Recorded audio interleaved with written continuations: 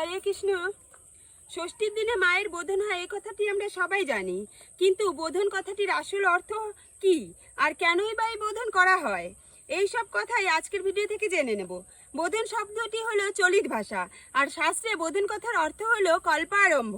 আর কল্প মানে বৈদিক নিয়ম মেনে, আর আরম্ভ মানে হলো শুরু। বোধনের আসল উদ্দেশ্য হলো দেবীর ঘুম ভাঙানো।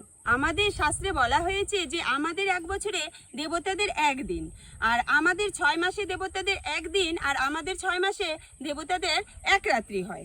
তো বাংলা ক্যালেন্ডারে মাঘ থেকে আষাঢ় মাসে দেবতাদের দিন, আর শ্রাবণ থেকে পৌষ মাস হলো দেবতাদের রাত।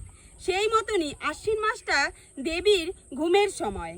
তাই ষষ্ঠীর দিনে দেবীর ঘুম ভাঙানোর জন্য খুব ধীরে ধীরে মন্ত্র উচ্চারণ করতে হয়। এটাই হলো বোধন। খুব জোরে হাঁক ডাক করে দেবীর বোধনের মন্ত্র উচ্চারণ করা হয় না। বলো দুর্গা মা কি জয়।